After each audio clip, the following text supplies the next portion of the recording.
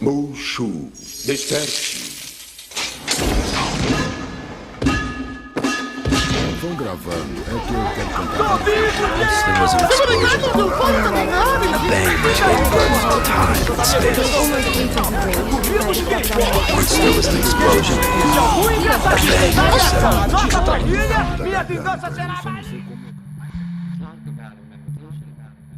Eu venho de meio corporativo, né? Eu fiz faculdade de administração, comércio exterior, tive minha empresa, trabalhei em banco, trabalhei na Receita Federal, fiz o meio completamente diferente. Mas eu sempre gostei de vozes, desenhos, essas coisas. Eu lembro de quando era criança também, assistia várias coisas, gostava de imitar, brincar com isso. E um dia, trabalhando na minha empresa, me deu um estalo. E eu falei, nossa, dublagem, vozes, eu fui atrás disso, fui procurar cursos. Aí quando eu entrei no estúdio a primeira vez, assisti uma cena passando, é isso, virou uma chavinha, foi o que eu quero pro resto da vida.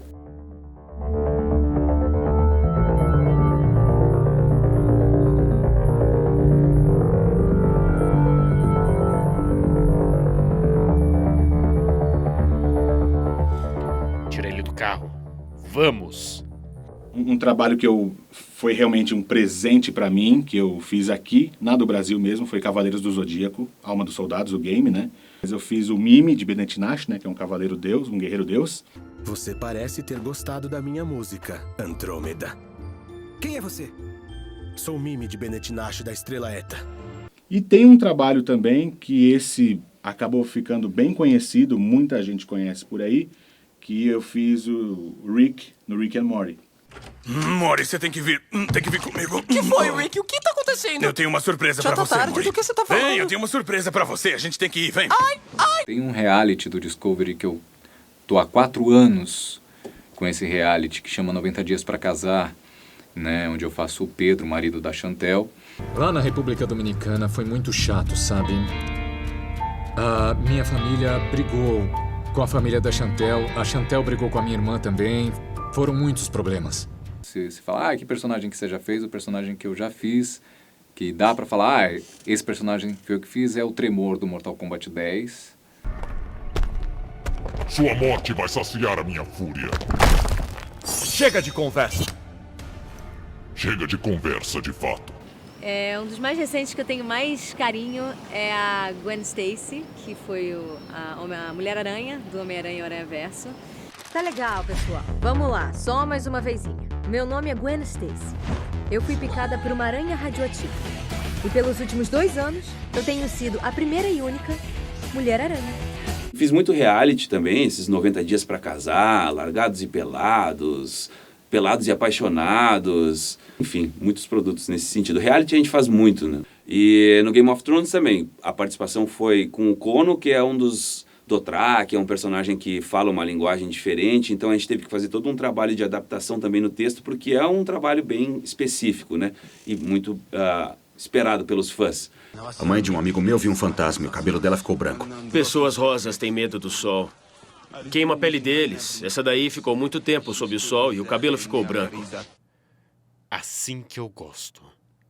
Vamos ao que importa. Eu acho que as animações te permitem ir para um campo de mais possibilidades, porque dependendo do desenho,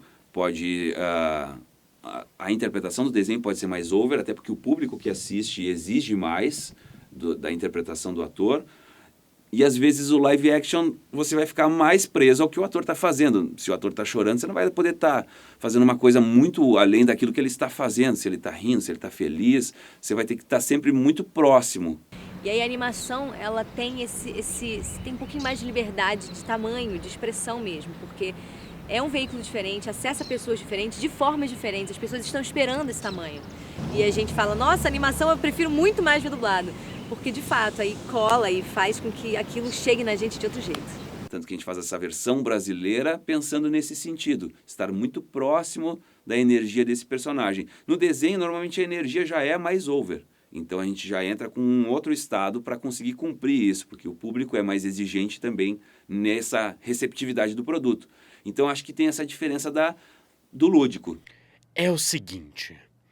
Ou você vai nos dar a herança, ou você vai levar um tiro no meio da testa, e o seu corpo vai ficar aqui apodrecendo e ninguém nunca mais vai te achar. Talvez muita gente não saiba, a gente não sabe o que vai dublar quando chega no estúdio. Então, por exemplo, eu tenho uma hora de dublagem, uma escala, né, que a gente chama marcada às 14 horas hoje, num estúdio X. Eu só vou saber o que eu vou dublar quando eu chegar lá. Então eu chego lá, eu entro num estúdio como esse, venho na bancada, coloco o fone, fica um diretor e um técnico lá. Ali tem um roteiro e é aí que eu vou descobrir o que eu vou fazer. O diretor vai me orientar e a gente faz o trabalho na hora. Eu vejo, assisto a cena uma vez, ensaio uma vez em cima da cena e depois eu gravo. E aí a direção normalmente tem o embasamento para passar para o ator, né? O que vai acontecer na série, o que vai acontecer no filme ou no reality, para esse ator ir se ambientando. Mas a ambientação é muito rápida. Normalmente a gente não sabe, a gente fica sabendo dentro do estúdio o que vai ser feito. Por isso a gente conta com essa equipe, né? Tanto o técnico quanto o diretor são pessoas muito bem orientadas na casa normalmente, sabem muito sobre os produtos, para justamente poder abastecer esse ator que não tem essa informação, até por uma questão de confidencialidade do produto. E aí quando ele chega no estúdio, sim, aí ele é abastecido desse material para ele conseguir trabalhar com o material humano também da interpretação. Cada dublador tem o seu jeito de fazer.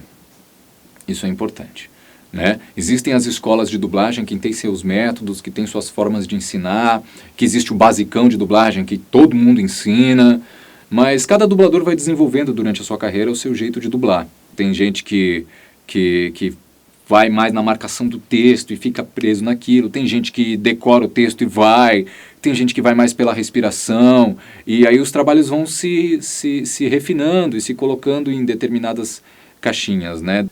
Eu, por exemplo, eu não sei dizer exatamente como é o meu processo, assim, da gravação. Talvez seja um processo alucinado. Já recebi muita orientação já de diretores que eu gosto muito de... Respira, cara. Vai com calma. E outros que vai. Vai dando. Então é muito... Também depende da relação que você tem com o diretor, que você tem com o estúdio, que o estúdio tem, quanto tempo que você tem de relação com aquele estúdio, quanto tempo vocês se conhecem.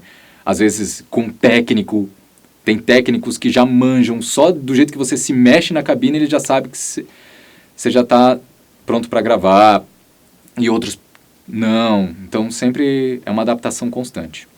Acorda esse porra! Nem sempre a dublagem ficam os melhores, ficam os mais persistentes. Porque você precisa ir lá, bater no estúdio e se apresentar e pedir para ver o diretor trabalhando. E aí, quem sabe, ele faça um teste de voz com você. Se ele não fizer, tudo bem, você volta outro dia, assiste outro dia com outro diretor. E aí ele te vê e fala, eu tenho um tempinho. Aí você vai lá e faz um teste de voz, o primeiro teste de voz. Ótimo, aí quem sabe dali surge um vozerio. E aí as coisas vão acontecendo, é muito passinho de formiguinha. Não tem essa coisa do grande salto, porque de fato você vai ganhando o seu espaço.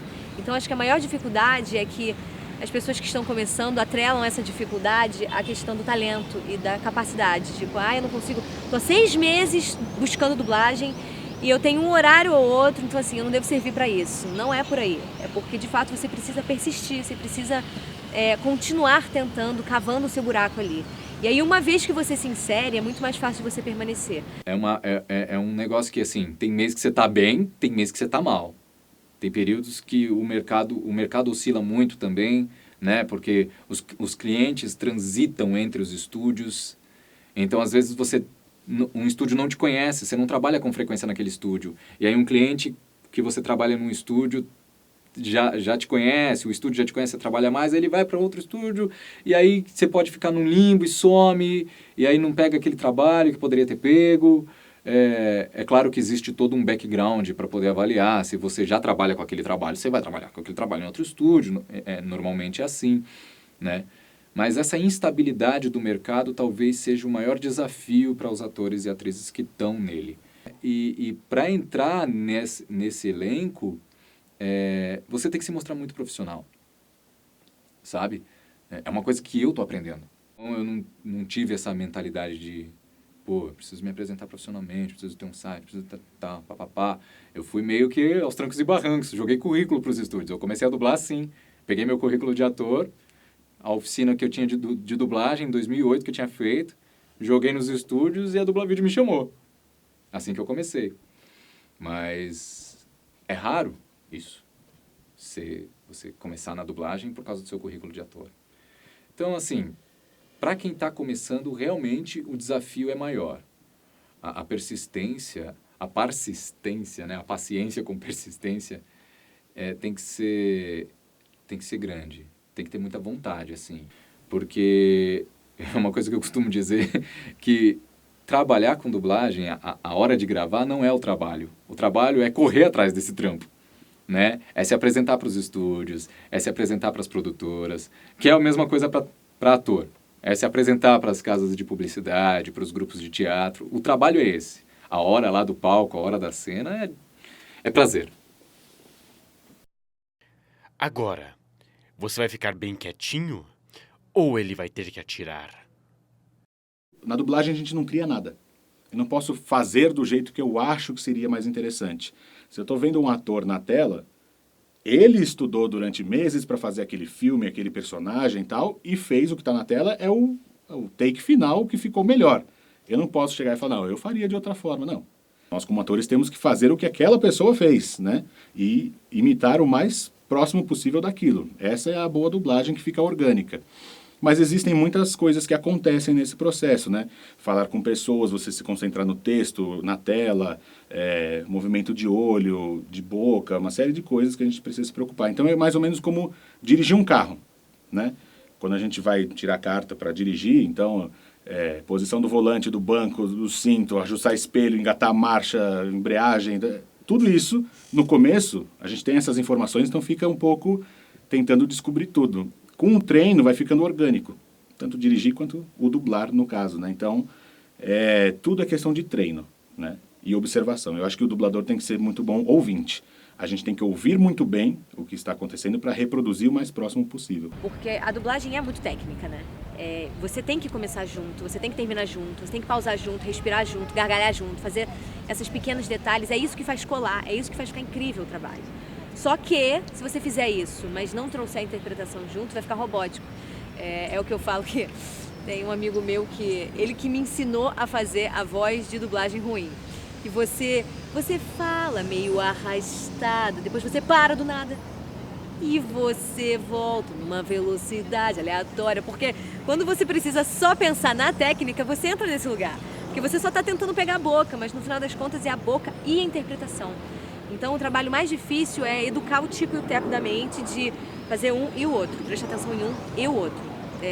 Não deixar nem a técnica gritar demais e ficar robótico, nem a interpretação vir do âmago e aí você esquecer de pegar as bocas, porque aí não é dublagem. Você tem que pegar a parte artística e a parte técnica e dar um jeito de casar as duas, sem nenhuma das duas perderem. E eu acho que o público, no geral, não sabe ainda do tanto de valor que tem o nosso trabalho, não só pela qualidade, mas pelo papel social que ele tem. Se uma pessoa estivesse começando, querendo seguir o ramo de dublagem, que dica você teria para ela que está começando nesse ramo? Eu acho o seguinte, digo até por experiência, se a dublagem é um sonho da pessoa, seja a dublagem ou qualquer outra coisa, mas puxando a dublagem, como no meu caso era, correr atrás, ter muita persistência, muita paciência, muita perseverança, mas se você fizer tudo isso, vai dar certo. Não tem como não dar certo. Se de alguma forma você sentir aí, e geralmente a gente sente em algum lugar, que é isso que você quer, não deixa ninguém te dizer o contrário, porque vai ter gente para te dizer o contrário. Vai ter muito mais gente para te dizer o contrário do que gente para te dizer, vai lá, linda, arrasa. Então, se de fato é aquilo que faz as coisas mexerem, o coração palpitar, vai, se joga, porque não tem... Se você tem persistência, disciplina, força de vontade, não tem nada que não te faça chegar lá. A estrada é difícil, a jornada vão ter inúmeros percalços, mas se você tem um propósito e um objetivo muito claro, você vai conseguir fazer. Então, a dublagem é uma profissão que de uns anos para cá se tornou uma profissão de sonhos, né, muito desejada, e é possível para qualquer pessoa, contanto que preencha esses requisitos. E são requisitos que qualquer um pode preencher. Não desistir, né, porque qualquer portada que você tomar na cara, qualquer dificuldade que você tiver, São desafios a serem superados. Então, se você quiser, vá atrás que vai dar certo. Isso para qualquer coisa na vida. E, mais importante, que na dublagem você pode se divertir. Então, acho que é a palavra de ordem. Diversão. Diversão com responsabilidade. Esse é o recado que eu acho que eu tenho para dar. Qual foi a coisa mais estranha que já pediram para você fazer? Eu acho que foi aqui mesmo, do Brasil, que a gente teve que... O cliente pediu, na verdade, que não tivesse uma diferença entre a voz original de um ator e a dublagem. Porque às vezes o idioma que é falado, por exemplo, é oriental. Nesse caso era mandarim. E eu tive que fazer na voz original o mandarim. Então, assim, falar mandarim para quem nunca falou um ai em nenhuma linguagem do Oriente, realmente foi um belo desafio. Foi algo que, teoricamente, se fosse para dublar a versão brasileira, demoraria talvez 15 minutos. Eu demorei 1h30 para conseguir chegar próximo. Eu imagino que quem fala em mandarim, se assistir, talvez note alguma outra diferença, porque realmente a gente faz o mais próximo do que é possível. Mas acredito que foi um desafio. Mas já fiz também em russo. Então acho que estou sendo aí bem desafiado, mas adoro. São desafios que eu adoro. Ele ia fazer um chá de bebê e queria... A temática do chá de bebê era Rick and Morty. Eu falei, caramba! E pediu pra eu gravar um áudio convidando as pessoas, tal, xingando e tal. Eu falei, meu Deus do céu, mas... Um bebê? É um chá de bebê, né? Então esse foi diferenciado, realmente. E me mandou o texto, o jeito que devia falar e tal. Esse foi bem curioso. E apareciam outras coisas, mas esse foi acho que, o campeão. Um texugo... Eu fiquei até arrepiado. Eu sempre quis falar isso. Um texugo gigante chamado Raiva, num desenho da Nickelodeon que eu não lembro qual é. Eu preciso parar para olhar nos comprovantes, ver uns e-mails meus aí, mas que foi há um tempo ao ar. Eu fiz um texugo gigante que só fazia... Acabou. Foi coisa de assim, 20 segundos de cena, 1 minutinho de cena, acabou. Foi acho que uma das coisas mais diferentes que eu já fiz em dublagem. Foi isso. Um texugo gigante chamado Raiva.